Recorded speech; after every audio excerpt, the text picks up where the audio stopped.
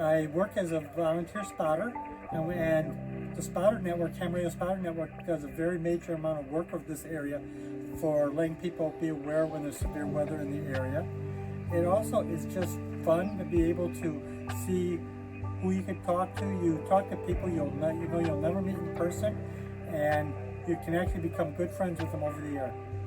We're out here for what's called Jamboree On The Air. It's a chance for scouts to be able to talk to other scouts across the nation and across the world even. The most interesting contact that we made was to a station. The call sign is JB2GP.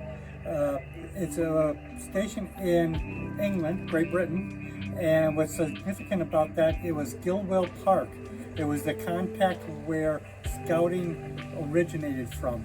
So it's sort of what's considered one of the prime contacts, and just by chance we made the contact with one of our scouts did.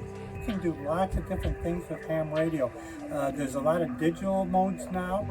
You can actually send video and do what's called fast stream and slow stream video, and be able to talk video. You can talk to the International Space Station. I've actually had someone who talked to the International Space Station just using a handheld radio when it was going overhead. Wow. On my dashboard here, you can see I've got a radio there. The actual radio is underneath my car seat. That's just my panel for being able to change stations and everything. So you can do anything from handheld, mobile. You can base station, which is what they call it when it's at home. They call it a base station. What I'm running right here is, this is a basic rig, which is my home rig that I use. I have it connected up. I've got an antenna that's literally just up in the tree over here. It's just a copper wire that's running off of the pine tree there, that runs over past the other pine tree to the left and past the tree to the right there. Then we have, of course, the computer here. I have the computer out here for logging, because just to keep track of the different contacts we make, because one requirement is that you do have to log in whenever you make a contact, either by hand, write it down, just a call sign, or computer. Behind here, this is just a portable power supply where you're able to I can actually operate for several hours some of the smaller radio rigs. So if this power goes out, I could be on the air talking on this rig right here. As you can see, This is designed to be a very portable take-along rig, which has more power. And then, of course, there's the standard handheld unit.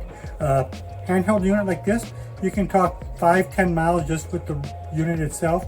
But in town here, we have what's called a repeater, and actually all I do is I talk to the repeater, and then that repeater, I can talk to anyone within a 50 to 60 mile radius of. And what should a scout do if they want to learn more about becoming a ham radio aficionado?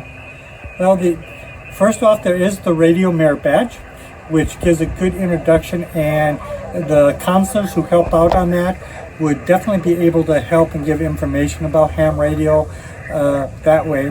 There also is a ham radio club in town, which takes people from all ages.